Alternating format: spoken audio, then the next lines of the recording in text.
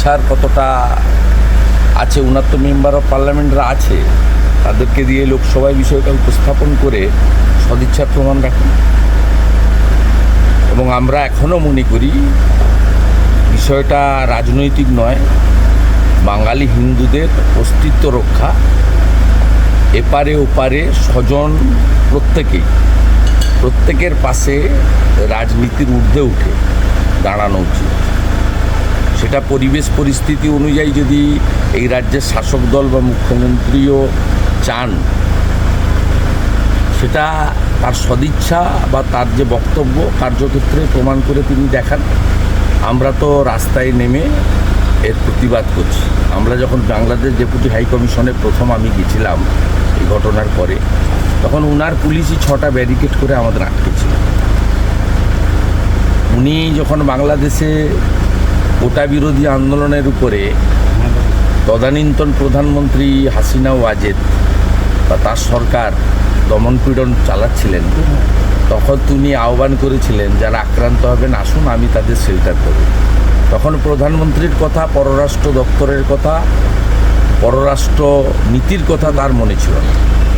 এখন যখন হিন্দুরা আক্রান্ত হচ্ছেন এবং বাংলা জুড়ে কেন গোটা পৃথিবী জুড়ে বাঙালি হিন্দু এবং সনাতনীরা রাস্তায় কার্যত নেমে পড়েছেন, ব্যাপক জনরোষের তৈরি হয়েছে, ওনার দলের হিন্দু সমর্থকদের মধ্যেও ব্যাপক জনরোষ তৈরি হয়েছে বলে আমার মনে হয়, তখন তিনি প্রধানমন্ত্রীকে দায়িত্ব নিতে বলছেন। দায়িত্বটা ওনাকেও নিতে হবে। তিস্তা চুক্তির ক্ষেত্রে ওনার আপত্তি থাকতে পারে, আবার উনি আদানিকে ফরাক্কার উপর দিয়ে বাংলাদেশে বিদ্যুৎ লাইন নিয়ে যাওয়ার জন্য আম এবং লিচু চাষিদের মাথায় পুলিশকে দিয়ে লাঠিও মারাতে পারে। তাই একই রঙে বিভিন্ন রূপ না দেখে রাজনীতির ঊর্ধ্বে উঠে করুন। এবং আমি একজন সনাতনী হিসেবে, আমার মা বরিশাল থেকে আগত হিসেবে, আমাদের প্রত্যেকের এই অনুভূতিটা আছে, আমার মধ্যে সেটা কাজ করছে। তাই আমি সনাতনী ধ্বজ এবং জাতীয় পতাকা নিয়ে রাস্তায় নেমেছি। ভোট চাই, ভোট দাও, পাল্টে দিন, উল্টে দিন, গদিটা আমাদের দিয়ে দিন, এ কথা আমরা কোথাও বলছি না। আমরা বলছি দুনিয়ার হিন্দু এক হোক এবং এই অত্যাচার বন্ধ করো। এবং আমি গত পরশুদিনই যাদবপুরে বলেছিলাম যে সমস্ত মানবিক দেশগুলি ভারতসহ উচিত জাতিসংঘে অবিলম্বে পিস কিপিং ফোর্স পাঠিয়ে পীড়িতদের উদ্ধার করে।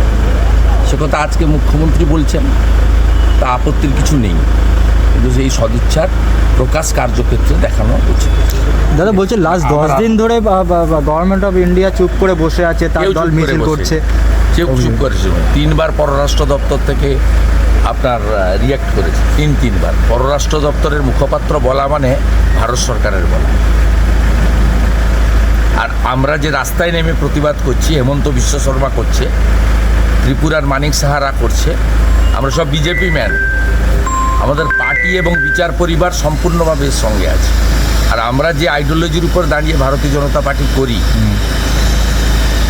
সেই রাষ্ট্রীয় স্বয়ংসেবক সংঘের পক্ষ থেকে প্রেস বিবৃতিও দেওয়া হয়েছে, প্রেস কনফারেন্সও করা হয়েছে। বিশ্বের সর্ববৃহৎ সামাজিক সংগঠন, যার বিচারধারা আদর্শের উপরে দাঁড়িয়ে ভারতীয় জনতা পার্টি মানব সেবার কাজ করে এবং রাষ্ট্রবাদকে সবচেয়ে বেশি গুরুত্ব দেয়।